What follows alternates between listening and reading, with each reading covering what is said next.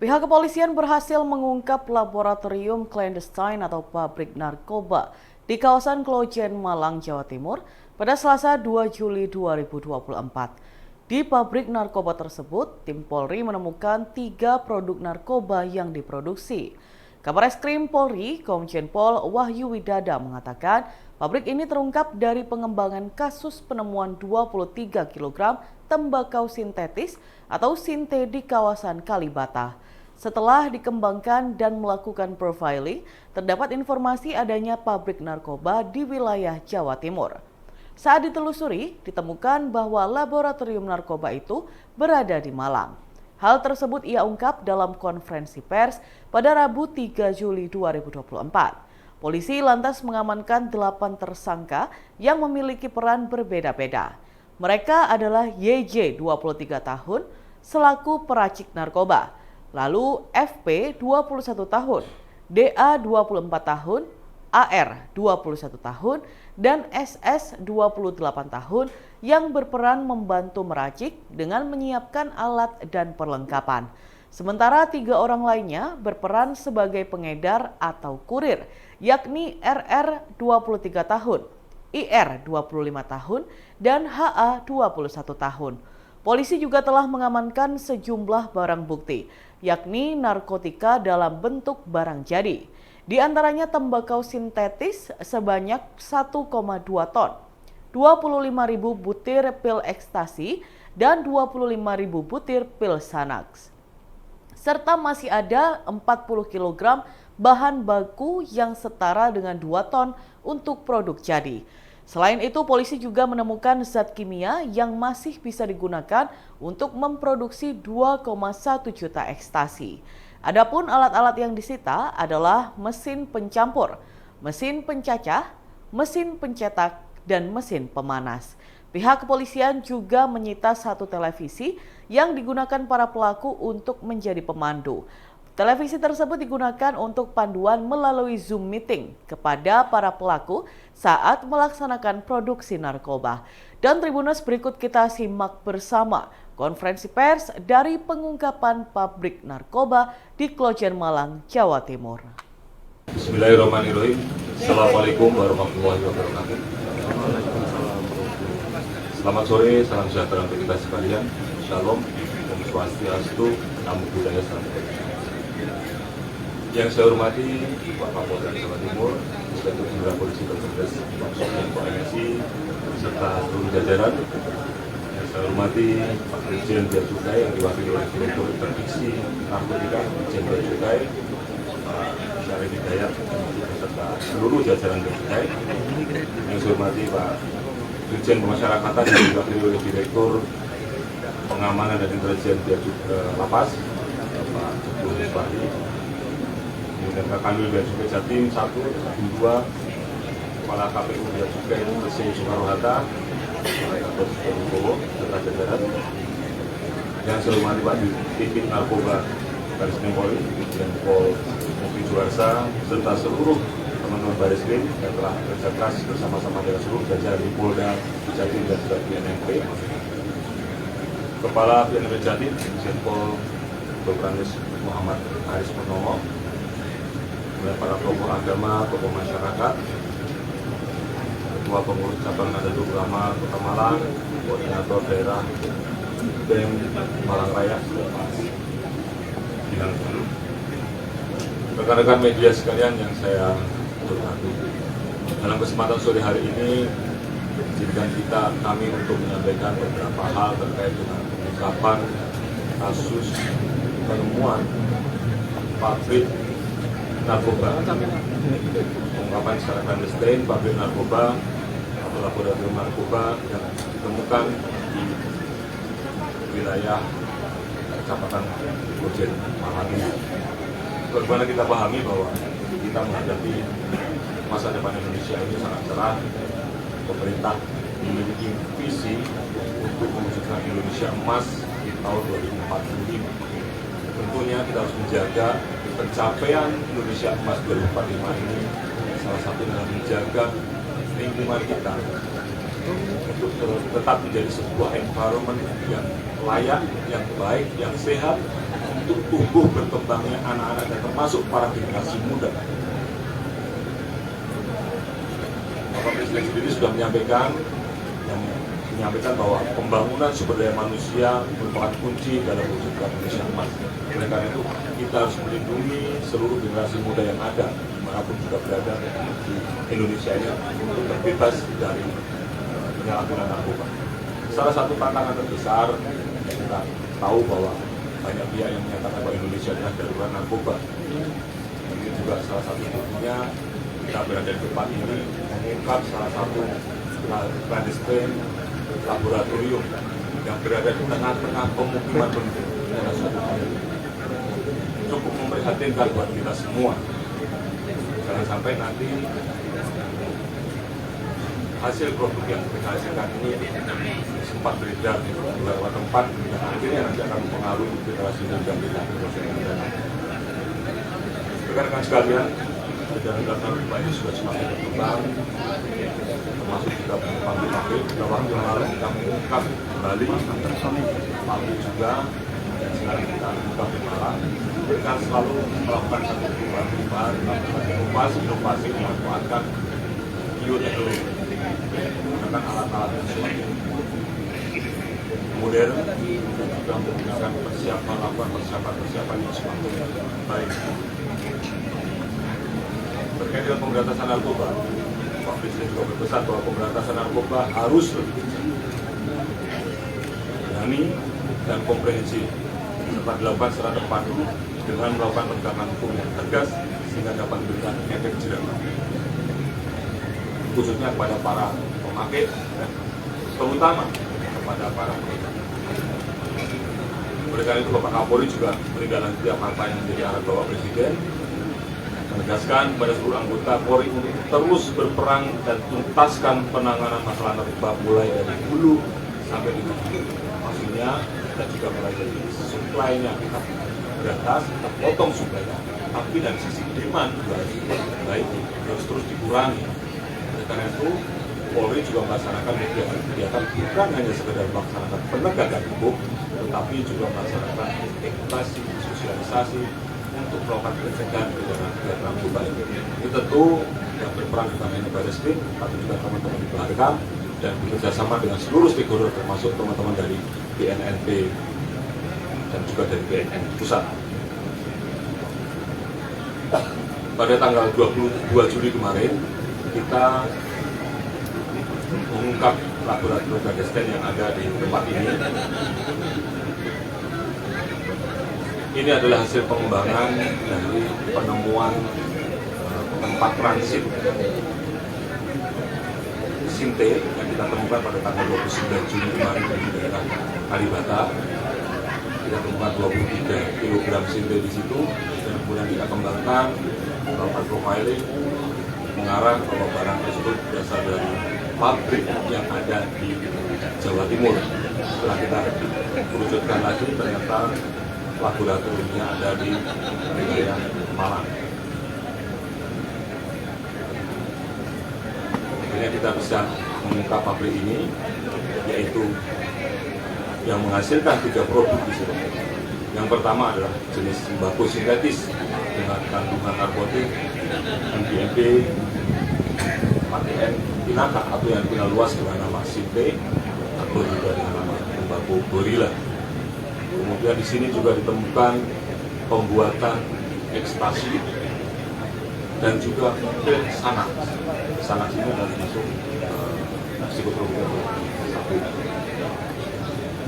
Pengungkapan ini adalah hasil kerjasama atau kolaborasi antara Polri, Barreskrim Polri dengan teman-teman dari Ditjen Pemasyarakatan, Ditjen Bea Cukai, beserta seluruh jajaran, khususnya dari Polda Jawa Timur. Terima kasih Pak Kapolda atas dukungannya dan juga pada Pak Kapolres Malang. Terima kasih Pak Kapolres dan Pak Kapolres Malang yang sangat membantu dalam penyelidikan dan juga pengungkapannya.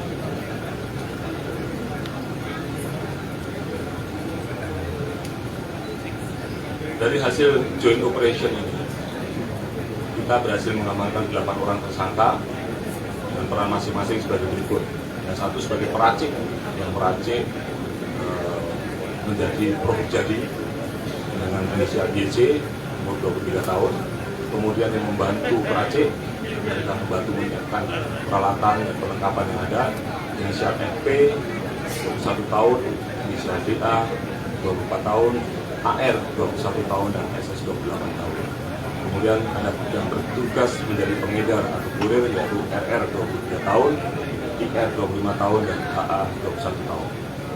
Dari hasil pengungkapan ini, barang bukti yang berhasil diamankan adalah berikut, yang sudah dalam bentuk barang jadi narkotika adalah 1,2 ton tembakau sintetis, 25.000 butir pil ekstasi, 25.000 butir pil Xanax, dan juga masih ada 40 kg bahan baku MDMA Pinaka yang setara dengan 2 ton untuk produk jadi.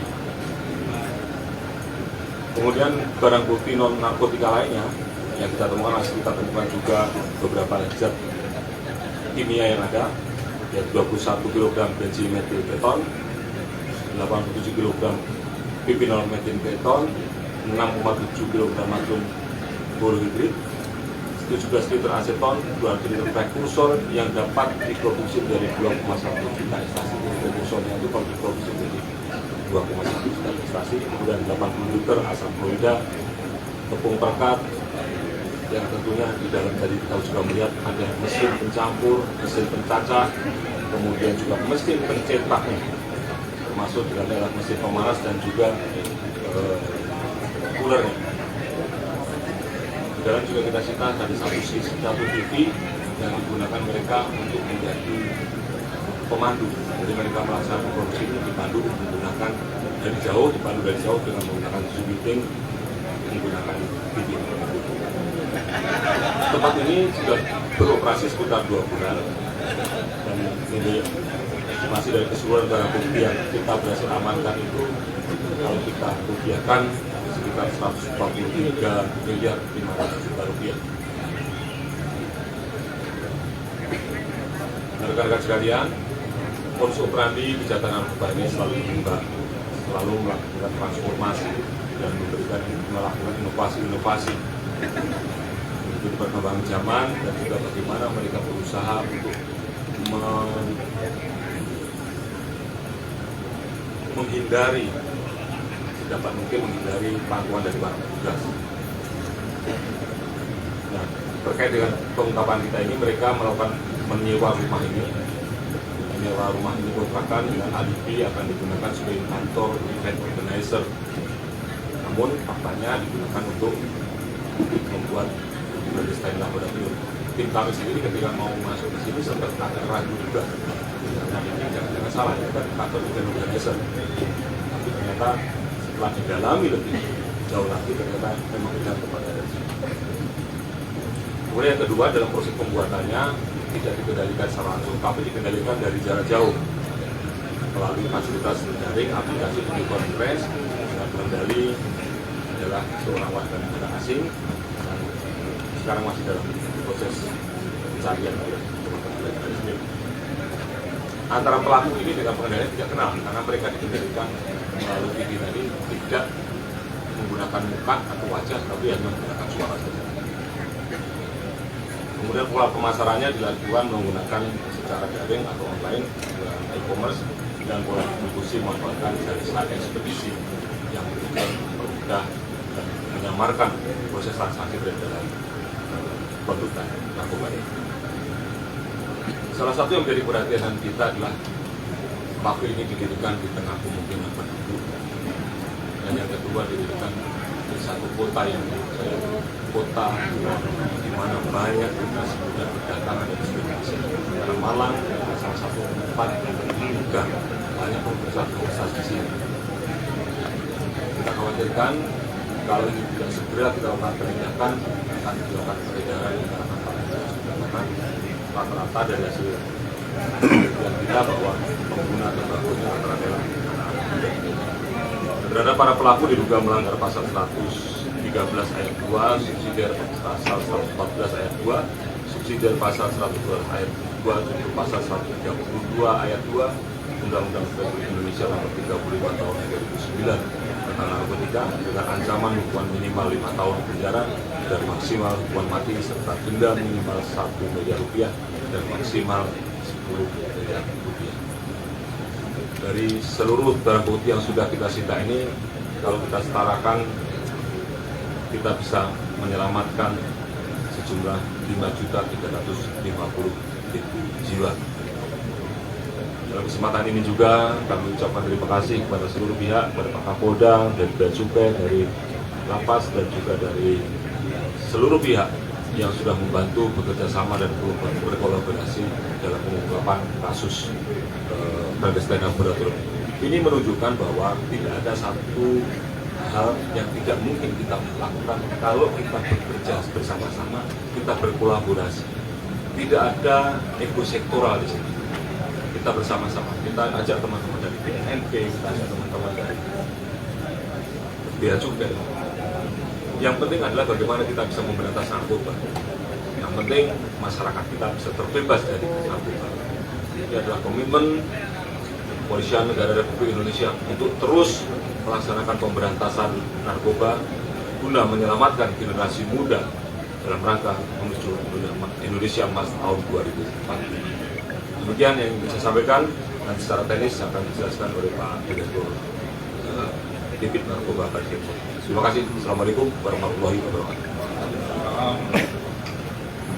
Dihaturkan terima kasih kepada Bapak Kabar Reskrim yang telah melakukan siaran pers terkait pengungkapan clandestine laboratorium. Kemudian menginjak acara berikutnya yaitu tanggapan dari pejabat pendamping. Yang pertama, kami mohonkan tanggapan dari Bapak Kapolda Jatim, Iselpor, Dr. Andes Imam Sugianto, MSI. Waktu dan tempat diaturkan. Terima kasih rekan-rekan media. Assalamualaikum warahmatullahi wabarakatuh. Yang terhormat Bapak Kabar Reskrim, tentunya bersama pejabat pendamping dari stakeholder terkait. Mohon maaf tidak saya sudah sampai satu jajaran Direktur Tindak Pidana Narkoba yang mendamping Bapak Kabar Reskrim. Satu kata tadi sudah dijelaskan panjang lebar oleh Bapak Kabar Reskrim. Kata mungkin secara teknis akan dijelaskan oleh Bapak Direktur Tindak Pidana Narkoba. Saya berpesan khususnya untuk warga Kota Malang dan umumnya untuk warga Jawa Timur, ayo kita jogo Jawa Timur. Kita jogo Jawa Timur, mudah-mudahan hal-hal seperti ini ke depan tidak akan kita temukan. Kalau ditemukan secepat seperti yang diungkap oleh jajaran Bareskrim Polri ini, kita akan sajikan untuk masyarakat Jawa Timur. Itu aja, sekali lagi saya berpesan untuk masyarakat Jawa Timur, ayo kita jaga Jawa Timur dari bahaya narkoba. Terima kasih. Wassalamualaikum warahmatullahi wabarakatuh. Diaturkan terima kasih kepada Bapak Kapolda Jawa Timur. Kemudian tanggapan berikutnya dari Dirjen Bea Cukai Kemenku RI yang diwakili oleh Direktur Interdiksi Bapak Dr. Andres R. Sarif Hidayat. Waktu dan tempat diaturkan, Pak. Baik, terima kasih yang kami hormati Pak Kabar Reskrim jajaran, yang kami hormati Bapak dan Ibu semua kementerian yang terkait yang ada di sini, dan juga tentunya saya banggakan rekan-rekan media. Terima kasih atas kesempatannya. Pertama dapat kami sampaikan bahwa pengungkapan clandestine laboratorium ini adalah merupakan bentuk komitmen dari Direktorat Jenderal Bea dan Cukai dalam melindungi masyarakat dari bahaya peredaran narkotika yang merupakan salah satu perwujudan fungsi daripada perlindungan masyarakat atau community protector dari kami. Dan yang kedua, bahwa pengungkapan ini merupakan bentuk sinergi kami yang terus-menerus kami lakukan dengan Kepolisian Negara Republik Indonesia, khususnya Bareskrim Polri dalam penanggulangan penyalahgunaan dan peredaran gelap narkotika. Dapat kami sampaikan bahwa berdasarkan hasil analisis yang kita lakukan atas tindakan-tindakan penindakan clandestine laboratorium sebelumnya sudah kita sama-sama ungkap, yang dari Tangerang, di Semarang, di Bali, dan juga yang ada di sini, dan juga di Medan. Kami mempelajari bagaimana masuknya barang-barang tersebut. Dari hasil pengawasan kami, ternyata memang barang-barang ini sebagian besar adalah diimpor atau dimasukkan dari luar negeri, utamanya dari Cina. Nah, untuk kasus ini tentunya kami melihat barang apa sih yang biasa dimasukkan. Ternyata barang-barang prekursor dan juga barang-barang calon prekursor dimasukkan ke Indonesia dan biasanya disamarkan sebagai cat, sebagai fake pen, dan seperti itu. Sehingga kami melakukan penelitian yang cukup mendalam setiap pengiriman barang-barang yang namanya kimia dari luar negeri. Nah, Bapak dan Ibu sekalian, dari hasil-hasil tersebut kemudian dan kegiatan rutin kami dengan Bareskrim Polri, akhirnya data kami ketemu dengan data dari teman-teman dari Bareskrim, utamanya adalah yang hasil penindakan terakhir di Kalibata, ada kecocokan data. Sehingga dari kecocokan data tersebut, kita bisa bersama-sama berdasarkan hasil analisis bersama dengan Bareskrim, kita bisa mengungkap bahwa ternyata di sini ada laboratorium pembuatan narkotika. Jadi intinya kira-kira seperti itu, bahwa kami bekerjasama dengan Bareskrim di dalam melakukan joint analysis dan joint operation, termasuk di dalam melakukan penindakan yang kami lakukan pada siang hari kemarin. Bapak dan Ibu sekalian, tentunya sebagaimana disampaikan oleh Ibu Menteri Keuangan bahwa Direktorat Jenderal Bea dan Cukai yang berada di bawah Kementerian Keuangan tetap mengutamakan untuk memberikan fungsi perlindungan kepada masyarakat dari bahaya narkotika. Direktorat Jenderal Bea dan Cukai terus berkomitmen untuk bersinergi dan berkolaborasi bersama Polri dalam mengungkap clandestine laboratorium narkotika dan juga mencegah masuknya narkotika ke wilayah Republik Indonesia, dan tentunya juga adalah dengan rekan-rekan penegak hukum lainnya yang utamanya adalah dari jajaran BNN maupun dengan jajaran BNNP. Barangkali mungkin itu yang dapat kami sampaikan. Terima kasih, kami kembalikan kepada. Terima kasih kami aturkan kepada Bapak Syarif Hidayat. Kemudian tanggapan berikutnya yaitu oleh Ketua PCNU Kota Malang selaku tokoh masyarakat di Malang, yaitu Gus Isrofunajah, Master Agama. Waktu dan tempat diaturkan. Assalamualaikum warahmatullahi wabarakatuh. Atas nama tokoh agama dan masyarakat Kota Malang, memberikan apresiasi yang setinggi-tingginya, memberikan penghargaan setinggi-tingginya kepada Kepolisian Republik Indonesia yang telah mengungkap pabrik sabu-sabu yang informasi yang tadi terbesar. Ini luar biasa karena mampu menyelamatkan sekian juta orang, terutama dari muda, apalagi Kota Malang, kota pendidikan, sehingga harapan kita anak-anak muda generasi kita yang terselamatkan dari bahaya. Kami sekali lagi atas nama tokoh agama, tokoh masyarakat memberikan dukungan moral yang setinggi-tingginya kepada Kepolisian Indonesia untuk selalu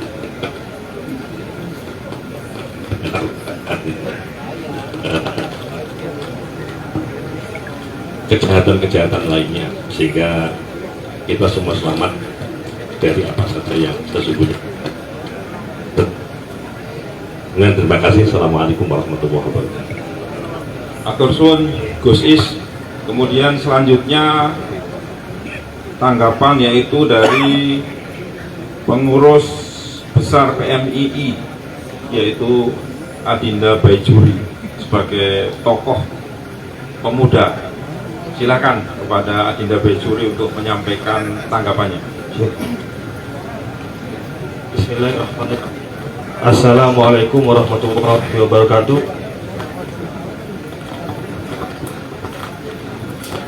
Yang kami hormati sekaligus kami takimi Bapak Kabareskrim dan Bapak Kapolda Jawa Timur. Kami dari Organisasi Kemudaan PMII Jawa Timur bersama Sekretaris HMI Banko Jawa Timur, pertama mengapresiasi terhadap kinerja Bapak Kapolri dan Bapak Kabareskrim yang telah sukses mengungkap clandestine lab terbesar di Indonesia ini. Terus yang kedua, kami sebagai anak muda menghimbau kepada anak muda sekaligus seluruh anak muda di Jawa Timur, terlebih khusus, untuk sama-sama memerangi dan memberantas narkoba. Yang ketiga, kami tetap berharap kepada Bapak Kapolri, Bapak Kabareskrim, dan Bapak Kapolda Jawa Timur untuk tetap melibatkan organisasi kepemudaan ini karena urgensinya sangat penting untuk menyongsong visi misi Indonesia emas ke depan. Mungkin hanya itu. Terima kasih. Wallahul muwaffiq ila aqwamit thoriq. Assalamualaikum warahmatullahi wabarakatuh. Terima kasih diaturkan kepada Dinda Bejuri. Selanjutnya tanya jawab. Insya Allah tadi sudah ada kesepakatan Jenderal, ada 3 penanya mengingat waktu sudah semakin mepet dengan maghrib. Silakan Mas Yudi tadi yang penanya pertama dari media apa tadi? Kompas ya? Silakan. Bapak, Assalamualaikum warahmatullahi wabarakatuh. Selamat sore, saya Hilda dari Kompas TV. Pak, tadi disinggung ya Pak ya, ada keterlibatan warga negara asing. Nah, itu kan informasinya juga sedang diburu. Nah, perannya dia tuh apa? Informasinya juga warga Malaysia Pak ya. Kemudian yang kedua, ini Pak, ini kan di dalam permukiman, terus pabrik besar. Sementara dijual di e-commerce Pak. Nah, ini gimana? Polanya mereka penjualannya seperti apa? Apakah kemudian ada kode khusus? Apalagi itu ada mereknya juga Pak ya. Cara penjualannya gimana ini di e-commerce? Terus tadi juga maaf Pak disinggung juga oleh barangnya ini disamarkan ya Pak ya. Diimpornya ini dari luar negeri disamarkan. Disamarkan seperti apa Pak? Disamarkan jadi apa? Terus apakah jaringan internasional? Itu dulu Pak. Terima kasih. Terima kasih Mbak Hilda. Yang pertama, apa peran dari VNA? Sudah saya jelaskan bahwa bersangkutan itu yang mengendalikan, yang berikan tutorial untuk pembuatannya, bagaimana cara membuatnya, bagaimana campurannya, itu mengendalikan oleh yang bersangkutan ini. Sedang kita buru.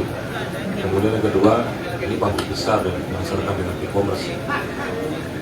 Ini kok pemasarannya itu menggunakan Instagram, menggunakan mereka Instagram, pasarkan, dan bagi yang memesan dikirim. Seperti kemarin di Jakarta itu yang kita temukan adalah tempat lancingnya. Dari situ nanti akan dikirim lagi ke para pemesan. Ini adalah cara-cara mereka untuk melakukan penyamaran, untuk menyamarkan produknya. Seperti yang dari awal tadi, rumah ini pun disamarkan menjadi tempat kantor IO, event organizer.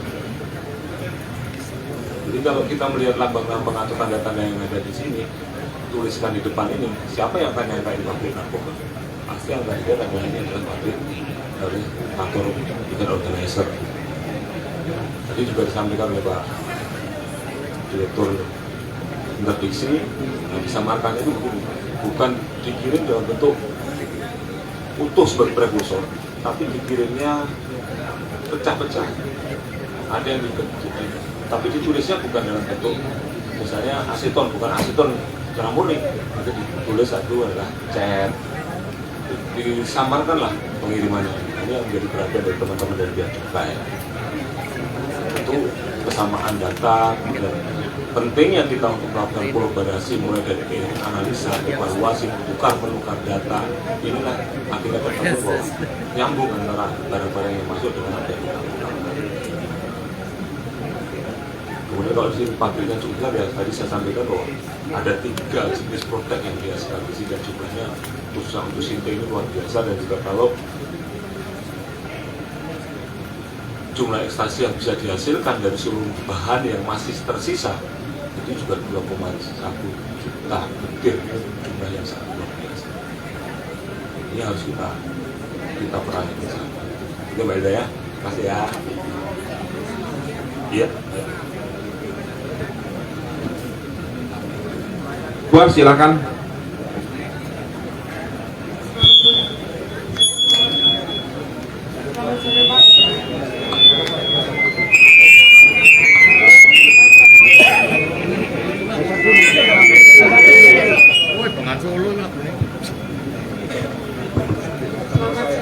Selamat sore Pak, saya Apendia dari Pustaka Malang. Mau bertanya, tadi kan sempat dijelaskan kalau antara WNA dengan pelaku itu tidak kenal. Itu bagaimana pelaku bisa mengetahui WNA itu memiliki kemampuan itu, dan kemudian apakah masing-masing dari pelaku ini sudah pernah terkena kasus narkoba?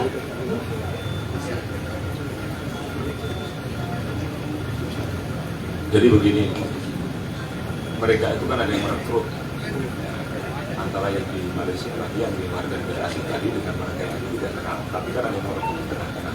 Ini juga sedang kita lakukan pencarian peran mereka itu yang mendalamnya itu sudah juga nanti akan kita dalami, karena sampai sekarang kan baru kita tangkap kemarin sore, sehingga nanti kita lakukan pendalaman.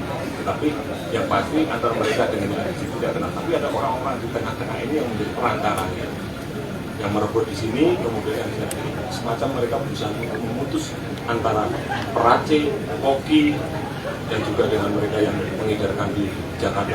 Itu orangnya juga mereka tidak sanggup. Tapi pasti ada orang yang di tengah-tengah ini yang mengenal mereka semua. Ini yang terus ya. Terima kasih Pak ya.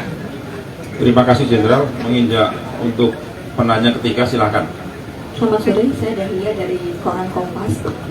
Pak, ada beberapa pertanyaan. Pertama, tadi kan sisa produksi saja bisa menghasilkan 2,1 juta butir ya, sisanya. Sebenarnya kapasitas yang bisa diproduksi di sini seberapa besar?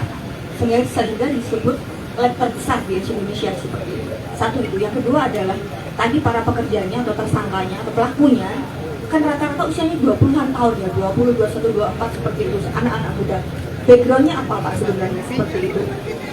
Terus kemudian yang ketiga, cara mereka kan disebut selalu berubah dan inovatif setiap saat seperti itu Pak, yang mulai dari Jakarta, Medan, Bali, kemudian sekarang selalu memperbarui inovasi. Nah, kira-kira apa yang bisa kita lakukan, apa yang bisa Polri lakukan juga untuk mencegah atau untuk mendeteksi lebih dini agar pabrik-pabrik serupa tidak muncul di tempat lain seperti itu? Terima kasih. Terima kasih Mbak Dahlia. Ini untuk kita sebut pabrik terbesar ini adalah karena dia bisa memproduksi sinte, terutama sinte itu kita dibilang memproduksi 1,2 ton, itulah terbesar yang pernah kita ungkap di Indonesia. Kemudian untuk kapasitas produksi ekstasi maupun salak sendiri, satu hari dia bisa memproduksi 4.000 butir. Satu hari. Bisa bayangkan kalau beroperasi sebulan 4.000 kali 30, 120.000. Ini kan jumlah yang cukup besar juga. Belum lagi barang-barang tadi. Dan ini tidak menutup kemungkinan kalau tidak bisa kita ungkap dalam cepat, mungkin dia bisa menambah karena di ruang dalam sana ruangannya masih cukup untuk menambah mesinnya. Ini kan akan terus berkembang. Nah ini ya, alhamdulillah bisa kita ungkap dalam waktu yang cukup cepat. Kemudian terkait dengan usia 20-21 tahun ya, ada di antara para pelaku ini, kalau dikatakan ya mereka pengangguran, mereka mencari pekerjaan.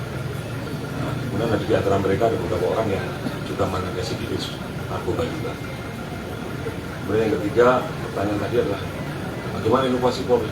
Nah inilah Pak, kita ini harus kejar-kejaran. Setiap ada kita ungkap seperti ini, mungkin di depan nanti akan ada inovasi apa lagi. Itu terus, oleh karena itu kita melakukan collecting data.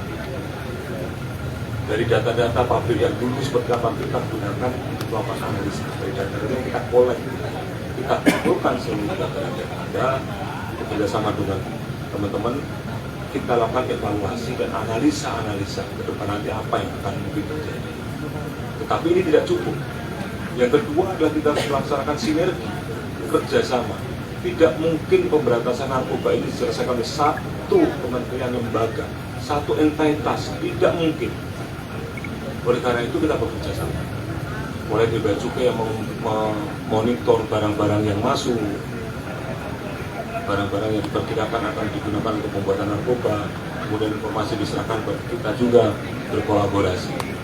Di sini juga kita berkolaborasi dengan wilayah setempat, dengan teman-teman dari BNNP.